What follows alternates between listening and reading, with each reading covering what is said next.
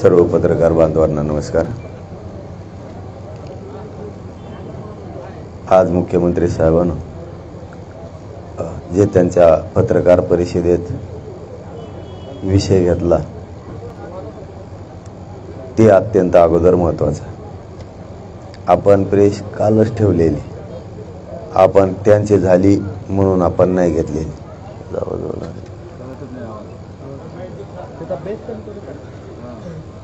आवाज पण वाढवा त्याचा।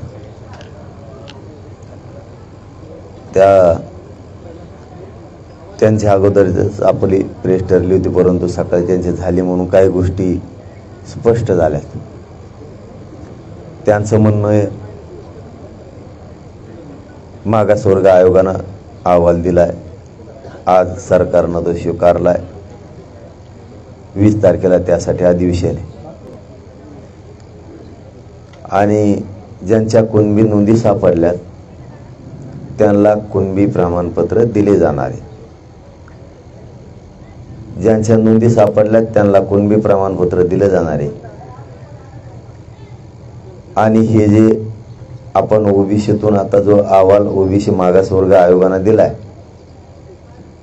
नोंदी नसलेल्या मराठ्यांसाठी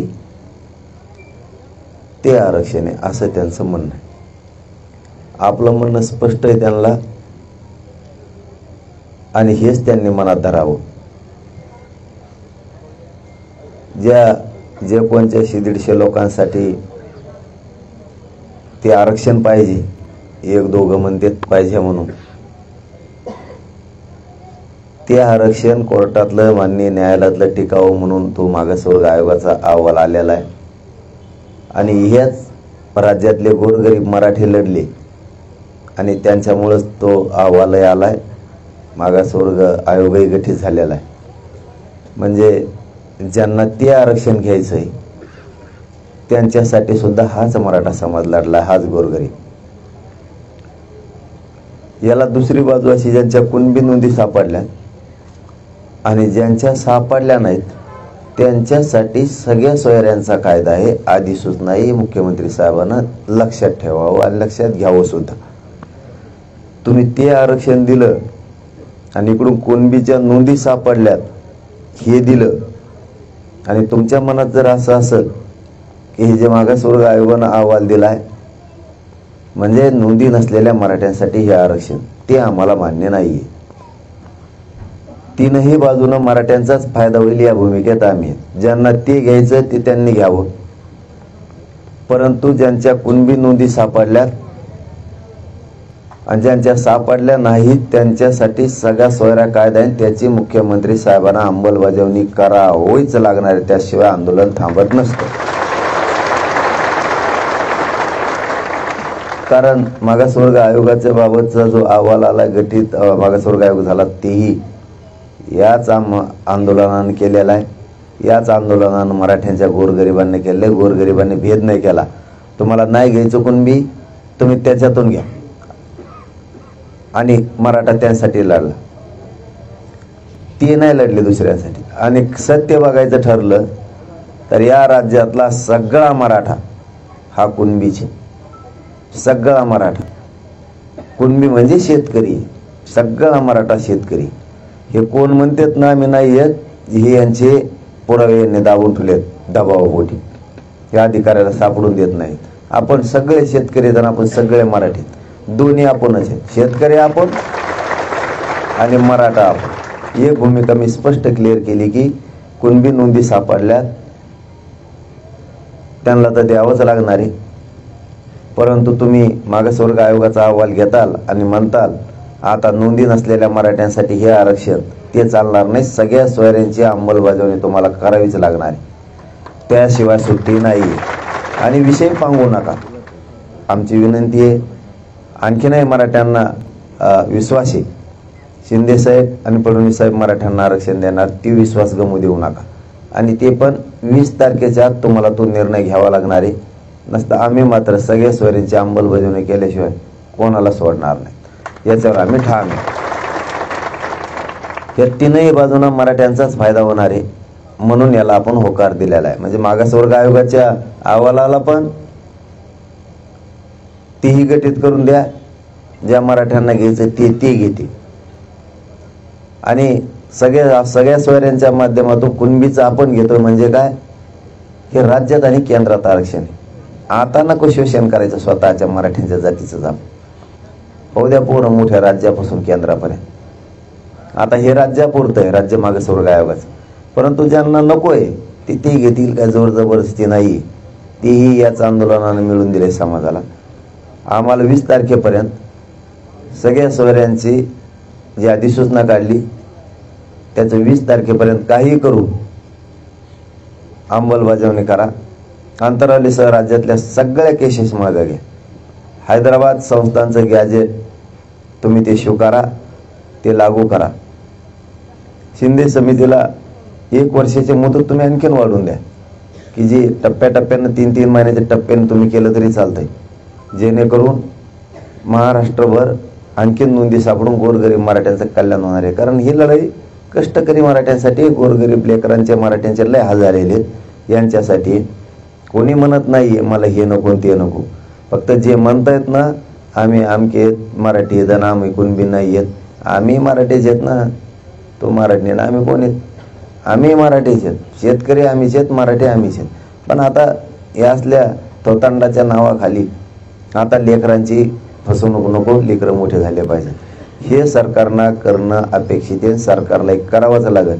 मी 20 तारखेपर्यंत उपोषण करत असतो. जर नाही केलं तिथून पुढे सरकारने सरकारचं धोरण बघायचं, मराठ्याचं धोरण बघणार आहेत. धन्यवाद. तुम्हाला काय विचारायचं?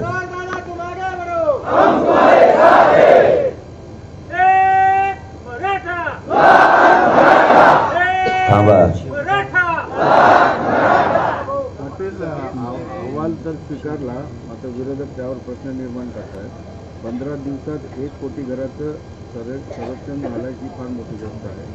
दुसरं, आयोगातील सदस्य काही काढले गेले, पळाले गेले, त्यांच्यावर मोठा दबाव आहे असं खाजगीत बोललं जातं. त्यांच्या दबाव टाकून हा अहवाल करून घेतला गेला.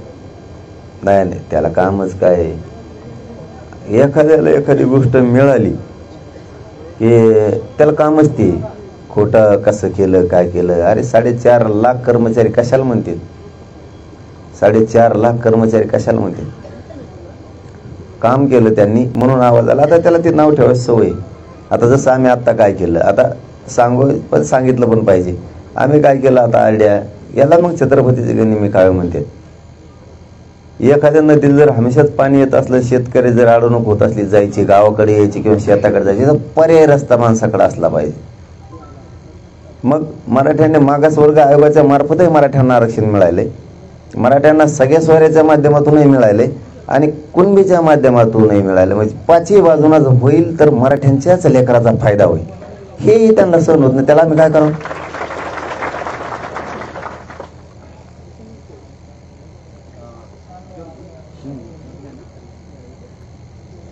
आता सरकारने असं सांगितलं की राज्य मागासवर्ग आयोगाच्या या सगळ्या शिफारशीनंतर, रिपोर्टनंतर स्वतंत्र आरक्षण देऊ म्हणजे मराठा समाजाला. याचा अर्थ असा आहे की यापूर्वी ESBC किंवा SEBC अशी 2 वेळा जे झालं ना, 2013, 2018ला आरक्षण मिळालं, तसाच एक वेगळा प्रवर्ग करून मराठ्यांना, म्हणजे उर्वरित मराठ्यांना ज्यांनी कुणबी नोंदले त्यांना आरक्षण देणार असं स्पष्टपणे सांगितलं आहे सरकार. जरी वाक्यपेचे नसले तरी असं कळतं. तर जसं 2 वेळा झाले ते टिकलं नाही, तसं याही वेळेस होणार नाही असं का?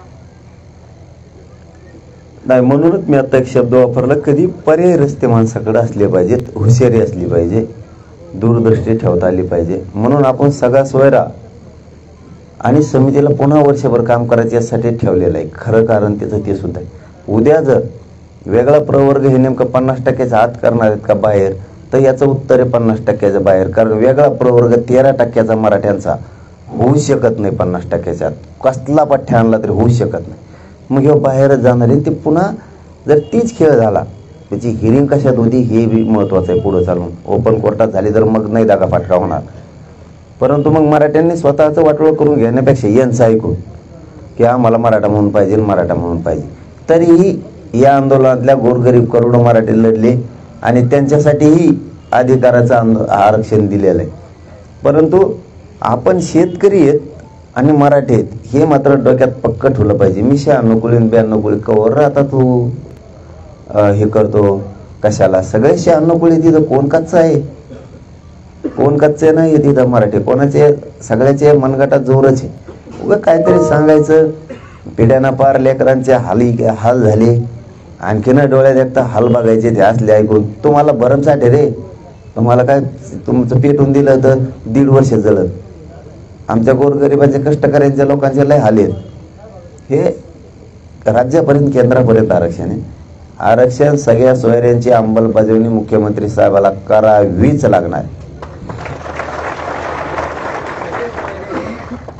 जर क्लिअर तुमची व्याख्या जर क्लिअर झाली तर या गव्हर्नर करून आरक्षण देण्याची गरज नव्हती असं साहजिकच साधा प्रश्न उपस्थित होतो. मग सगळे सोयऱ्यांवर गेल्या 15-20 दिवसांपासून तुम्ही प्रेशर केस सांगताय. कुठं अडचण येते आहे का? हा सगळे सोयऱ्यांचा मुद्दा सरकार बाजूला सारून कुणबी नोंदी असणाऱ्यांना आणि नसणाऱ्यांना वेगळ्या प्रवर्गातून आरक्षण देण्याचं असं ठरवलेलं आहे. नाही ते आज वाटायला इथून मागं नाही. ते आज बोलताना शब्द गेला त्यांच्याकडून की नोंदी नसलेल्या मराठ्यांसाठी हे आरक्षण. इथून मागं ती आमच्या नजरेत नव्हतं. जे कोण 5-25 जण येतं यांना मराठा म्हणून घ्यायचं होतं. म्हणलं जाऊन ते 5-25 जणांसाठी काय होतं एखादी बार राय तुला कवर काय राहायचं ती तुला वाटलं एखाद बाराची ती उडलं ये आमचं घ्यायला परत देतो आम्ही तुला अडचण नाही. हे ते आज थोडंसं क्लिअर झाल्यासारखं वाटतंय. परंतु मराठा समाजाला पण माझी एक विनंती आहे थोडक्यात, कारण ही पत्रकार परिषद एका भाषण नाही आहे सारखं करायला. मुंबईला गेल्यामुळं आपली फसवणूक झालेली नाही.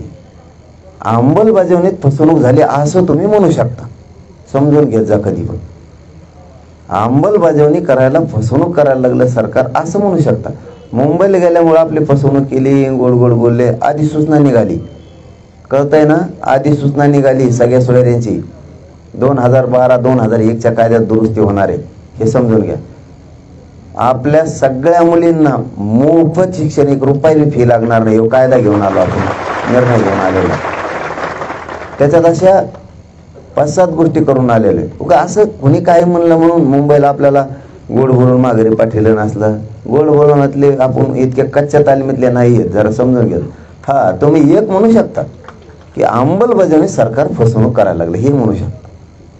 पण तुमचं प्राधान्यक्रम कशाला राहील? आता त्यांनी तर सांगितलं 20 तारखेला अधिवेशन आहे. अधिवेशन याचा अर्थ राज्य मागासवर्ग आयोगाचा अहवाल स्वीकारून त्याच्यावर मग वेगळा प्रवर्ग वगैरे वगैरे करणार.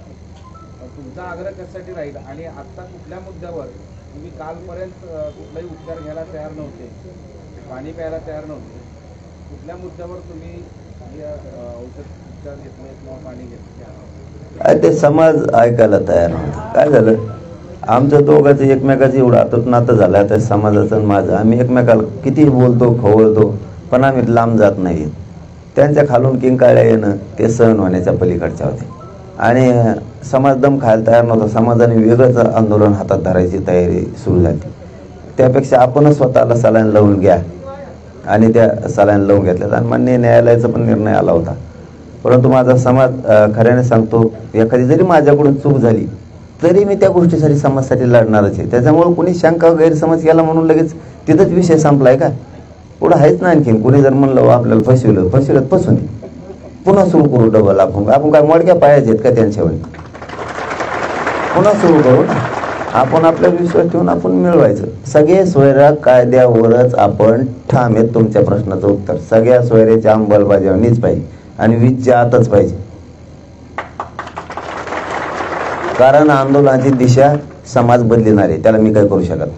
अधिवेशनामध्ये सुद्धा याच सगळे सोयरींवरच निर्णय घ्यावा, याच्यावर चर्चा करावी. त्याच्यानंतर मग हा जो अहवाल आहे राज्य मागासवर्ग आयोगाच्या अहवालानंतर जो काही वेळा प्रवर्ग देणार आहे त्याच्यावर चर्चा करावी असं तुमचं मागणी आहे? माननीय शिंदे साहेबाचा माननीय फडणवीस साहेबाचा जर काही गोड गैरसमज असला की कुणबी नोंदी मिळाल्यात त्यांना आरक्षण देऊ आणि ज्यांच्या नोंदी मिळाल्या नाहीत त्यांच्यासाठी हे देऊ, त्यांनी तो गैरसमज काढून टाकावा. आम्हाला सगळ्या सोयऱ्याची अंमलबजावणी पाहिजे. ती गठीत केला त्याच्यासाठी गोरगरीब समाज लढलाय. यांच्यामुळेच तो गठीत झालेला आहे मागासवर्ग आयोग. पण ते 5-25 जणांसाठी 12-13 जण आहेत त्यांना लागत होती त्यांच्यासाठी. तर आपलं मोठं मन आहे. जसं मोठं मन आहे या समाजाचं, माझं नाही म्हणत, माझ्या समाजाचं एवढं मोठं मन आहे. तुम्हाला ते लागत तुम्ही ते घ्या, आम्ही हे घेतो. आम्हाला जे पाहिजे ते इथं का जोर जबरदस्ती नाही. आणि याच्या पलीकडे सांगतो, जे मुलींसाठी मोफत शिक्षण आणलंय फार मेडिकलपर्यंत आहे, त्याच्या सगळ्या जाती धर्मांच्या मुलीला सुद्धा आणलंय, सगळ्या जाती धर्मातल्या. म्हणजे आमच्याकडे असला आखूडपणा नाही. केशेदचा JR आणला, केशेदचा सगळ्या जाती धर्माच्या आमच्यामुळे मागं व्हायला लागल्या. ओबीसी नेत्यांच्या दबावामुळं आज हे विषय बाजूला सारला जातोय असं वाटत नाही का? मग ते बाजूला जाते, त्याला काय करावं मग. आणि तेव तर ज्या पक्षात आहे ना, तेव त्याच्या पक्षातल्या लोकांचे त्याच्यामुळे सुद्धा हाल होणार आहेत विनाकारण. कारण मराठ्याने सगळा आता स्टँडच बदलेला आहे परवापासून. मला सलानच घ्यावं लागली भाऊ, मी शपथ सांगतो. एवढा जीव झाला ना त्यांना, काही नको आहे आता, माणसं पाहिजेत फक्त एकमेकाची. आणि पुढं काय करायचं ते आता म्हणजे ते आता समजून घ्यावं त्यांना असं मराठा म्हणजे काय हे जर त्यांना थोडंफार माहीत असेल तर त्यांनी बदल करावा. नारायण राणे उमेदवारांवर पोस्ट केला आहे. राज्य मागासवर्ग आयोगाने आज त्याचा अहवाल दिला आहे. त्या स्थितीमध्ये 2 उपमुख्यमंत्री मुख्यमंत्री असणं गरजेचं होतं, पण आज तसं दिसलं नाही. मुख्यमंत्री आणि त्याच्यासोबत 2 उपमुख्यमंत्री फडणवीस दिसले, दुसरे मात्र दिसले नाही. त्यांच्यातला आपल्याला नाही मसाला कळत. रेल्वे लागली नसेल त्यांना यायला. काय तुमचा राग वगैरे आहे का? मग राग धरून मग काय करणार आहे ती. आणि धरला नाही आलं मला काय करायचं त्याला. काय मग हा इकडं मग चालली बेजरी उपोषण धरू त्याला काय आला नाही आला काय तेवढंच नाही की तुम्ही सातत्यानं म्हणता ना की मंत्री भुजबळ हे दबाव टाकतायत त्यांच्या पार्टीवर, असं काहीतरी राजकीय हेतू असू शकतो. मराठ्यांनी दुसऱ्या सूत्रात प्रत्यक्ष पाठिंबा न देणं वगैरे काही असू शकतं असं तुम्हाला वाटतं का? ज्या पार्टीत राहणार त्या पार्टीची झबरीन बेजरी होणार.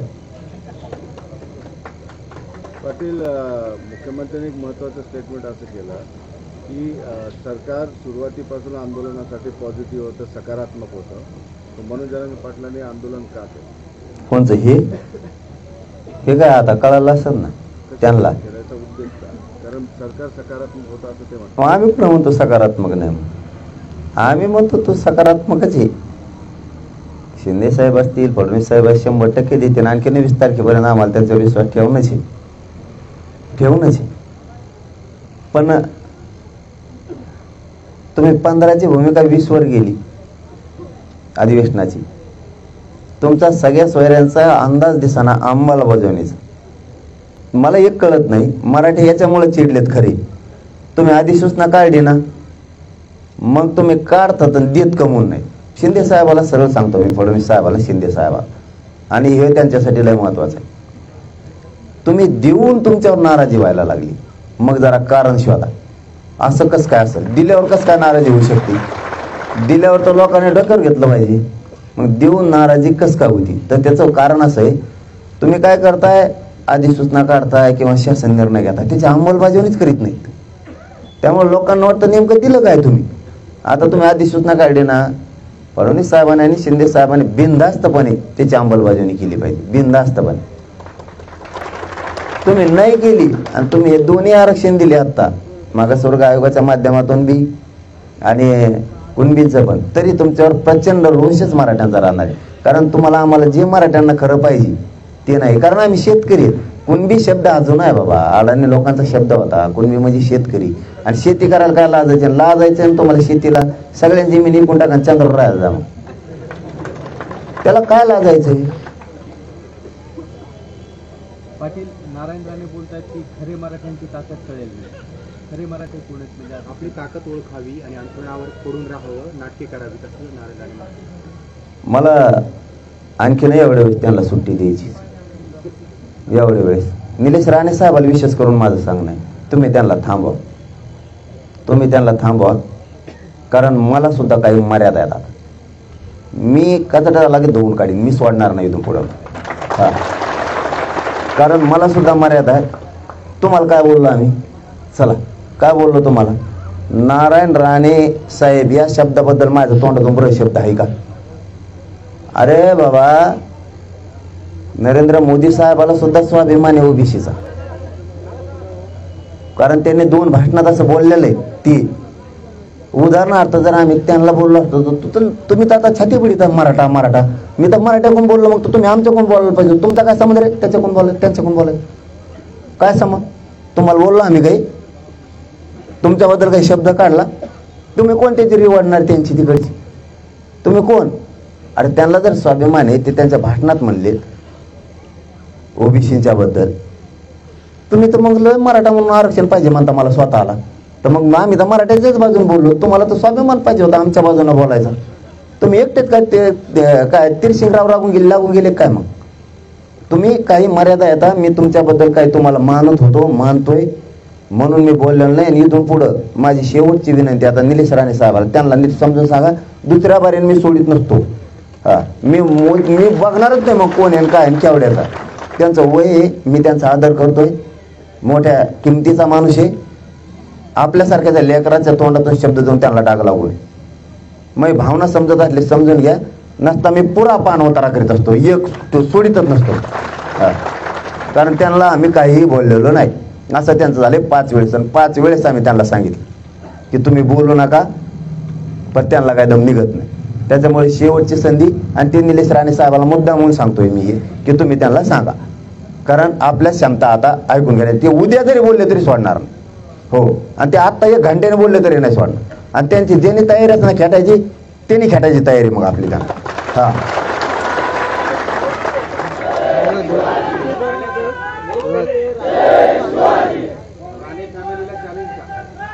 ते जर मला म्हणत असले मराठ्यांचे काय ताकद आहे, मला चॅलेंज देत असले ना, ते जर मला चॅलेंज देत असले ना, तर मग मी बी लय नमुना आहे. ते जवळपास त्यांना बऱ्याच जणांना माहिती आहे. मग त्यांना बी माहिती आहे मग मी काय ते, मी बी मराठाचे ना. मग पण आपल्यात आपल्याला अपमान नाही करायचा म्हणून मी आता बहुत गप्प बसलेलो होतो.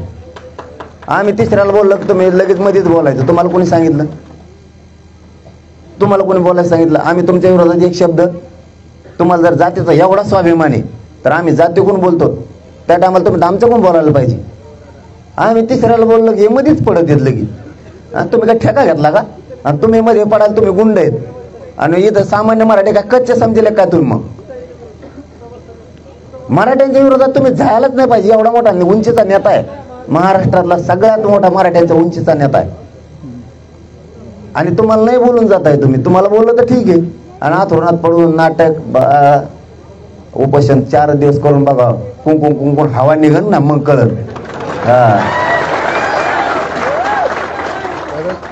देवेंद्र फडणवीस असं म्हणाले की आरक्षण दिलं किंवा नाही दिलं म्हणून कुठे सरकार कोसळले नाही. देशभराच्या आरक्षण आंदोलनाचा निवडणुकीवर परिणाम झालेला नाही. आता देवेंद्र फडणवीस साहेब काय म्हणले मला माहित नाही, परंतु आमचा शिंदे साहेबांवर देवेंद्र फडणवीस साहेबांवर विश्वास आहे. काय असतं, कशाने काय पडतं आणि कशाने काय पडत नाही. आरक्षण दिलं सरकार पडतं का नाही पडतं मला नाही माहित, मला नाही. पण मराठी काही करू शकते एवढं मात्र मला माहित नाही. मी ती खात्री देतो. काय असतं, आणि कोणाला जर ते परत एक सांगता राहून गेलं तर कोणाला जर वाटत असलं आथरुणात नाटक फिटक ना, काय असतं, माणूस थोडं ऑटोमॅटिक खूप दिवस झाल्यामुळे, रक्त कमी झाल्यामुळे चिडचिड होत असते. एखादा अर्धा शब्द जात असतो. शेवटी आम्ही लेकराच्या वयातले, समजून घ्यायला लागतं. एवढा मोठा परत माणूस आणि बस तर त्याच्यावर लिहित थोडं पिपाने वाजणार आहे तुम्ही. महाराष्ट्र गेल्या 2 दिवसांपासून बंद आहे. राज्यात वेगवेगळ्या ठिकाणी रस्ता रोको आणि आंदोलन आता तीव्र स्वरूपाने एसटी पण बंद आहे. हिंगोलीमध्ये बसही झाली, एसट्या पण बंद आहे झाले. सगळ्या सोयऱ्यांची अंमलबजावणी करावी. गोड गैरसमजात शिंदे साहेबांना आणि फडणवीस साहेबांना राहू नये, ही माझी एक प्रामाणिक आणि संयमपणाने मी आंदोलन करतो म्हणून त्यांना सांगतो. तुम्हाला सगळ्या सोयऱ्यांची अंमलबजावणी करावीच लागणारी. तुम्ही आधी सूचना काढलेली, आणि तुम्ही वेळ बी घालू नका त्याच्यात. करू 15 दिवसांनी, करू 13 दिवसांनी. हरकतीबाबतचा काय विचार करायचा हे पूर्ण अधिकार राज्य सरकारला. हरकतीबाबत किती मनावर घ्यायचे आणि किती नाही घ्यायचे. त्यामुळं त्या सगळ्या सोयऱ्यात नुसता मराठ्याचा फायदा नाही, महाराष्ट्रातल्या सगळ्या ओबीसींचा सुद्धा फायदा आहे, सगळ्या. म्हणून त्यांना ती अंमलबजावणी करावं लागणार आहे. ते जर म्हणले आता आम्ही दिलं, आम्ही शपथ वाहिली होती छत्रपतींची ती पूर्ण केली आणि आरक्षण दिलं, तुम्हाला सगळ्या सोयऱ्यांची अधिसूचना काढली, त्याची अंमलबजावणी करावी लागणार आहे. नसता विनाकारण हे रोष राहणार आहे आणि आंदोलन सुरूच राहणार.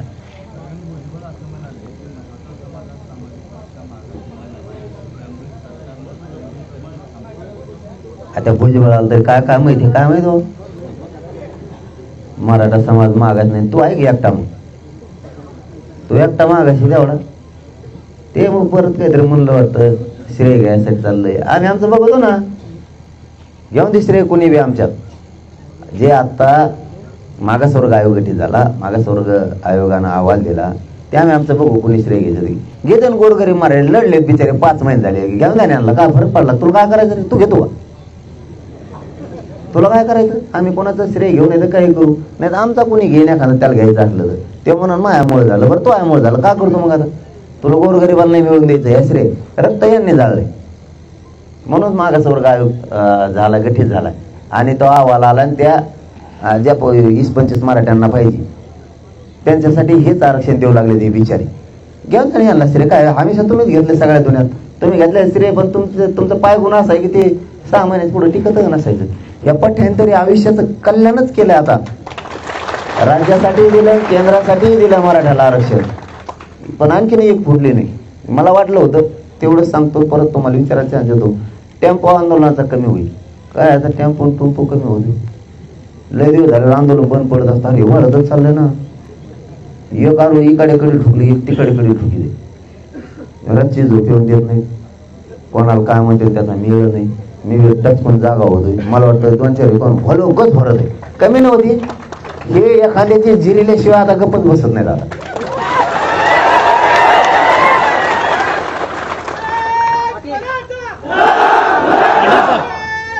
काल मुख्यमंत्र्यांची OSD तुम्हाला भेटून गेलेली आहे, नेमकं काय त्यांचं म्हणणं होतं, काही चर्चा झाली का. दुरुस्ती ते तेवढ्या झलपट्याला माझ्या सांगितलं, ते घालते झलपटे मी लिहून द्यायला आणि ते लिहून घ्यायला, 2च लफडे चालू आहेत त्या दिवसापासून. तेच सांगितलं त्यांना, तुम्हाला अंमलबजावणी करावी लागणार. अरे ती काय गप्पा सांगा, 1-2 प्रश्न झाले त्याचा येतोच. ओबीसी मध्ये घेऊ नका. मग आता आम्ही ओबीसी येतो, तू कोण आहे, तो एक चिकित्सा करायला लागणार, तू ओबीसी आहे का. तो हा तळाला मिळणार राहिला, तो आपला 1967 ला जाऊन बसला फुकटात आरक्षणात, खातो. तो काय आता ते काय, त्याला काय, त्याला एखादं घरकुल लागत असला तेव्हा आपण गप्पच म्हणा. सकाळी म्हटलं तुमचं नाव घेतलं नाही, अशी एक चर्चा आहे, ते फक्त आंदोलक असं म्हणाले. त्यावरून असं एक बोललं जाते की तुमच्यावर नाराज आहे कोण. यापूर्वी ज्यावेळेस मुख्यमंत्री बोलायचे त्यावेळेस मनोज जरांगे पाटील यांनी आंदोलन मागे घ्यावं असं वगैरे तुमचे नाव घेऊन सांगायचे, विनंती करायची. पण आज असं म्हणाले की आंदोलकांनी आंदोलन करायला नको होतं आणि आंदोलन थांबवावं असं ते म्हणाले. त्यामुळे आता चर्चा सुरू झाली की मुख्यमंत्री नाराज आहेत. ते कोण पण, ते म्हणजे तेच लय अर्थ होते, ते म्हणजे कोण, ते लय दांडगाले अर्थ होते. हा मुख्यमंत्री का म्हणाले की नाव न घेता आंदोलन करण्याची गरज नव्हती, तरी केलं, पण आंदोलन मागे घ्यावं आंदोलकांनी असं म्हणाले. एरवी ते मनोज जरांगे पाटील यांना शब्दाचं नाव घेऊन आवाहन करतात, त्यामुळे नाराज आहेत का तुमच्यावर नाही. ते मला नाही माहित नाराज आहेत का कशाने असले तर असले, मग त्याला नावे लागली. कारण त्यांचे शब्द काय आम्ही मराठ्यांनी 5 महिने खाली पडून दिलेले नाही, आणि नाव घ्यावंच असं काय नाही. आणि आपण सांगितलेलं आंदोलनाला बसायचं 14 दिवस झाले आधी, आणि एवढंच म्हणलं होतं सगळ्या सोयऱ्यांची अंमलबजावणी कोणत्या तारखेला करणार आहे ते सांगा. नाही केलं तो पिशवरला बस, तुम्ही सांगितलंच नाही, मी बसलो. आणि आणखीन तर काहीच नाही. 20-21च्या नंतर तुम्ही जर त्याची अंमलबजावणी नाही केली, आंदोलन तुमच्या हाताच्या बाहेर जाणार.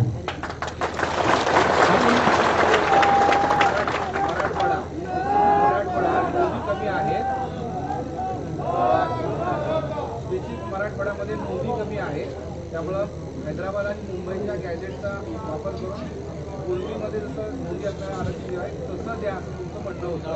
पण आता 3 मुद्दे समोर आले. एक तर पूर्वी असणारे कुणबी नोंदी नसणारे आणि मग पुढचा जो पर्याय तुम्ही सगळे सोडून सांगितला आता मधला हा पर्याय अजून चर्चेला येतच नाही असं वाटतंय. नाही नाही, मधला चर्चेसाठीच हे आंदोलन आहे मराठ्याचं करोड. या बेसवर सुद्धा आरक्षण द्यावं काय द्यावं सगळ्या सोयऱ्यांचं दादा त्यांना द्यावंच लागणार आंदोलन त्याच्यासाठी द्यावं. गॅजेटचा घ्यायला लागणार, सगळ्या सोयऱ्यांचंही त्यांना घ्यावं लागणार आहे. जाटांचं भाटांचं जे जे ठरलेलं ते सगळंच घ्यावं लागणार आहे. पण सगळ्या सोयऱ्या आमच्यासाठी आत्ता आमच्या पुढचा प्रश्न आहे त्याची अंमलबजावणी करून घेणे. कारण ईशीबीशीचं काय होऊ शकतं म्हणजे आता जो मागासवर्ग आयोगाने का अंदाज आहे तसं होणारच नाही. खात्रीनं सांगतो जर ओपन कोर्टात हिअरिंग गेली तर. पण ते काय होऊ शकतं, पोरांना ॲडमिशन घ्यायचं ना आता जे पोर आहेत हाल चालू आहेत का ईशीबीसीचे आणि EHBCचे. कुणी महावितरणमध्ये कुणी म्हणतो मला हे आरक्षण गेलं उडून पोरं गेले घरी. PSI लाटकाला, शिक्षक लाटकाला, तलाठीला टाकला, महावितरणवालेला टाकली, असं होऊ शकतं. म्हणून पक्क घ्यायचं ना काय तर आपलं हे पक्क आहे. मराठ्यांनी हे ओबीसीतलं आरक्षण घ्यायचं. याच्यासाठी सगळ्या सोयऱ्यांचा कायदा पारित करायसाठी आपण ताकद लावायची. ते टिकलं तर घेऊ, नाही टिकलं तर आपण पर्यायी रस्ता निवडलेलाच आहे. पर्यायी रस्ता जीवनात जीवन जगताना पाहिजे म्हणजे पाहिजे. मग तुमचा वैयक्तिक संसार तुम्ही करताना सुद्धा पाहिजे. गॅजेट जे 2 गॅजेट आहेत ते कुठं चिटकावायचे, सगळे सोयऱ्याला चिटकावायचे, राज्य मागासवर्ग आयोगाने आता जे सरकार त्याला चिटकावायचे, का कुणबीला चिटकावायचे, कशाला चिटकावायचे? ते नोंदीच्या बाबतीत कामाला येणार. नोंदीच्या बाबतीत जर माननीय शिंदे साहेबाच्या समितीनं त्याला स्वीकारून लागू केलं तर त्या नोंदीच्या बाबत त्याच्यात नोंदी मराठवाड्याच्या भरपूर आहेत. त्यामुळे ते मराठवाड्यात होईल. बॉम्बे गॅजेट हे बॉम्बे गव्हर्नमेंटच्या साठी कामाला येईल. सातारा संस्थांमध्ये येणारा परगाणा जेवढा होता पूर्वीचा त्यांच्या कामाला येणार. पाटील साहेब काल आले चिवटे जे आले त्यांचे तुम्ही सुधारित त्यांना अध्यादेशाबाबत सांगितलं. आता ते मसुदा घेऊन परत येणार आहेत किंवा काय काही तुम्हाला काही कल्पना दिली का त्यांनी? नाही येतो म्हणले होते पण ते काही मिळेल नाही. परंतु आपण आपल्या भूमिकेवर ठाम आहे. कोणत्या आम्ही दिलेल्या व्याख्यासह सगळे सोयऱ्यांचे अंमलबजावणी करणे. तुम्हाला जर वाटत असेल आम्ही नोंदी नसलेल्यांसाठी हे मागासवर्ग आयोगाच्या माध्यमातून वेगळा प्रवर्ग करून दिलं ते अशक्य आहे. ते तर आहेच मराठ्यांसाठी, परंतु आपला जा हा करोडो मराठ्यांना लढा उभा केलेला आहे सगळ्या सोयऱ्यांसाठी आणि कुणबी नोंदीसाठी. हे लढा कायम सुरू राहणार कायम. मग तिकडे ते आचारसंहिता लागू नाही तर विचारसंहिता लागू. मागास आयोगाचं आरक्षण, सगळे सोयीबाबतचं आरक्षण, कुणबी प्रमाणपत्राचं आरक्षण, तिन्ही आरक्षणाच्या मुळे मराठ्यांचं भलं होईल असं तुम्ही सतत म्हणता. जे तिन्ही आरक्षण लागले तर कोणताच मराठा सुटू शकत नाही हे सुद्धा वास्तव आहे. पण तुम्हाला मागास आयोगाच्या आरक्षणाबद्दल काय भीती वाटते, त्याबद्दल तुमच्या मनात शंका काय? नाही अहवालाबद्दल मला शंका नाही, थोडी सुद्धा शंका नाही. अहवालाबद्दल नाही शंका मला, थोडी सुद्धा अहवालाबद्दलची कसली शंका नाही मला. परंतु ते कोर्ट आहे, त्रुटी भराव्या लागणार आहेत, त्यासाठी हा अहवाल सादर करावा लागणार. मग ते अरे बंद पडे. जर ते ओपन कोर्टात हिअरिंग नाही झाली, ओपन कोर्टात जर त्याची हिअरिंग नाही झाली तर मग मात्र अवघड. आणि ओपन कोर्टात झाली तर मग मात्र त्याला कुणीच बोलू शकत नाही, कुणीच. पण मागच्या गोष्टीचा सगळा अनुभव घेऊन सरकार पुन्हा तोंडघाशी पडणार नाही याच्यासाठी सरकार काही प्रयत्न करणार सुद्धा नाही असं वाटतं. ओपन कोर्टाचा विषय ना, त्यांनी प्रयत्न आता केलाय. मागासवर्ग आयोगासाठी मनुष्यबळ वाढवून कुटाणा केला, मनुष्यबळ वाढवलं, कर्मचारी वाढवले मिळवले. पण त्याच्यात जर काय असतं क्युरिटी पिटिशन आणि रिव्ह्यू याच्यातला अंतर खूप मोठा आहे. ते ओपन कोर्टात जाईलच याच्यात खूप शंका आहे. पण जर ओपन कोर्टात गेला तर त्याचा फायदा नक्की होईल, 100%. फक्त महाराष्ट्राच्या मराठ्यासाठी नसणार आहे, तर देशातल्या 23 राज्यांसाठी त्याबद्दल सरकारला विचार करावा लागेल. त्यामुळे अख्ख्या देशाचा तो प्रश्न होईल. अख्ख्या देशातलेच मराठी शेतकरी आहेत. इकडंच घुसा म्हणा आमच्यात सगळे शेतकरी आहेत. अहो शेती मला नाही येत एवढंच लय वाईट वाटतं. हे सगळे क्षेत्रीय मराठी आहेत, सगळेच लढणारे आहेत, सगळे शेतकरी आहेत. फक्त शेतीला जुना शब्द कुणबी होता. हे जे म्हणतात ना आम्ही नाही येत हे यांचे दप्तर निघून द्यायला बाहेर, हे दाबून ठेवले दबावाखाली मंत्र्याचे, यांचे सुद्धा कुणबी सगळ्याची टोटल जुने रेकॉर्ड काढले यांची कुणबी म्हणून निघते, कारण शेतकरी दाबून निघणार नाही तर काय होणार. दिल्लीमध्ये शेतकऱ्यांचं एक आंदोलन सुरू आहे. केंद्र सरकार त्यांच्या म्हणणं ऐकून घेण्यास तयार नाही. 4 ते 5 दिवस झाले त्या ठिकाणी शेतकऱ्यांचं म्हणणं ऐकून घेत नाही. तुम्ही शेतकरी म्हणून बोलताय म्हणून विचारलं की ते सुद्धा आंदोलन शेतकऱ्यांचं नाही. आता ते आंदोलनाच्या बद्दल दिल्लीतल्या शेतकऱ्याच्या मला नाही माहिती, परंतु हे मिठूस तर आपल्याकडे त्या दिवशी सुद्धा त्यांचे 5-7 राज्यातले प्रमुख आले होते मुंबईत. आपण मराठा आरक्षणाचा विषय मार्गी काढल्याशिवाय शेतकऱ्याच्या हात घालणार नाही. पण एकदा जर शेतकऱ्याच्या हात घातला तर पाणीच बाहेर काढणार, खडकातून सोडणार. धन्यवाद. आता तुम्ही सलाईन घेतलेला आहे पाणी येतं, पण महाराष्ट्रातील मराठ्यांना एक प्रश्न पडला की उपोषण किती दिवस चालणार आणि हे थांबणार कधी, त्याचं उत्तर नाही. आता हे उपोषण अंमलबजावणी उत्तर सुरू राहणार आहे सगळ्या सोयऱ्यांची, परंतु 20 तारखेला जर अधिवेशनात किंवा 21 तारखेला जर त्यांनी याच्यात काय त्यांच्या मनात परिवर्तन करून ते जर त्यांच्या आडमुठ्याच भूमिकेवर राहिले तर मराठ्यांना आम्हाला बसावं लागणार आहे. नावेला जाणार आंदोलनाची दिशा समाज बदलणारच, 100% बदलणार आहे आणि त्याला त्याचा पश्चाताप येणार आहे. नावेला जाईल. मी तरी सांगू की दिवस गप बसा सांगतोय. आंदोलन शांततेत त्याची नाही काळजी, पण खूप फसगत होणार मग भयानक. पाटील, आज आंदोलन आपण जर बघितलं मागणी पूर्ण होईल असं सिद्ध झाले, त्याच्यामुळं प्रकाश आंबेडकर काल असं म्हणाले तुम्ही आता लोकसभा निवडणूक येते तर ज्यादा लोकसभेतून निवडणूक लढवावं आम्ही वंचितच्या वतीने तुम्हाला पाठिंबा देऊ. आणि तो आंबेडकर साहेब म्हणले ते त्यांचं मत आहे चांगल्या भावनेतून, परंतु सध्या आमचं डोकं इथं आहे आरक्षण. एकदा आरक्षण झालं, कालचा अवतार नाही बघितला तुम्ही कसा लोकांना काय करते, मी कोणाचा तांगा कुंकड पलटी करून कुंकड नेऊन टाकी दे.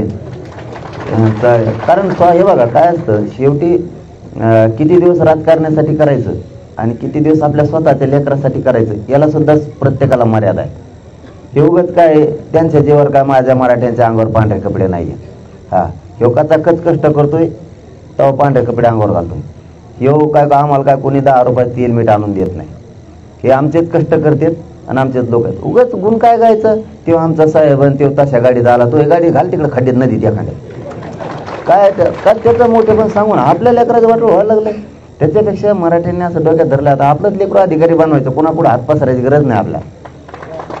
म्हणून मराठे आता काहीच नाही, कोणत्या पक्षाचा नेता असू द्या. अहो आम्ही काय भाजपमधल्या मराठ्यांसाठी करत नाहीत का, शिवसेनेच्या मराठ्यांसाठी करत नाहीत का, राष्ट्रवादीच्या नाहीत का, कोणासाठी करत नाही. हे सगळ्याच इथं काय जाती इथं पक्षाचा आणि त्याचा काही संबंध नाही, सगळ्यांसाठी लढतील. तर हे पक्षाकडून ओढीतील, आम्ही ओढीतो जातीकून आणि हे ओढीतील पक्षाकडून आमचे असून. मग यांचे तांगे पलटीने व्हायचं काय होते.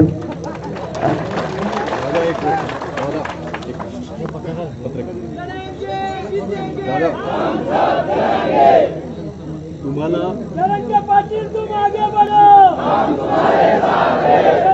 चला थांबवायचं काय की तुम्हाला मुदत देत इथपर्यंत आणलेलं आहे, पण तुमची मुदत आधीपर्यंत होती. सरकार इथे का तुम्हाला वेळ देत आहे?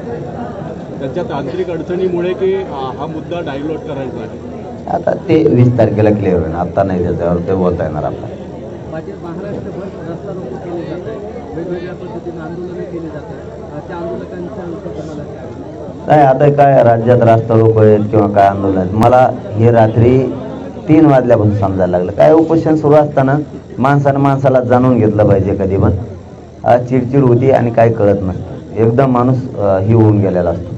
त्यामुळं काय होत होतं राज्यात मला काय माहीत नव्हतं. फक्त माझा मायबाप इथं येऊन आरडायचा हे करायचा, मग ते मला कुठंतरी असं वाटलं की चला आपल्याला दोघं आपण एकमेकाला आता सध्या गरजेचे आहेत. समाज मला पाहिजे, मी समाजाला पाहिजे, त्याच्याशिवाय आमचं कल्याण होत नाही. म्हणून आपण ते सोडलं. परंतु पुढं रास्ता रोको राज्यात काय असतील फक्त शांततेत करा एवढंच म्हणणं आहे. उद्रेक जाळपोळ करू नका, आता दुसऱ्याला संधी देऊ नका. कारण गनिमे कावे सुद्धा शिका. काय होतंय, रथची कुणीतरी आंदोलन करून जाते आपण करतो दिवसभर आणि रातचे कोणतरी आंदोलन करून जातात ते येतं आपल्यावर. त्याच्यामुळं आपण थोडं फक्त हुशारीने करा एवढंच.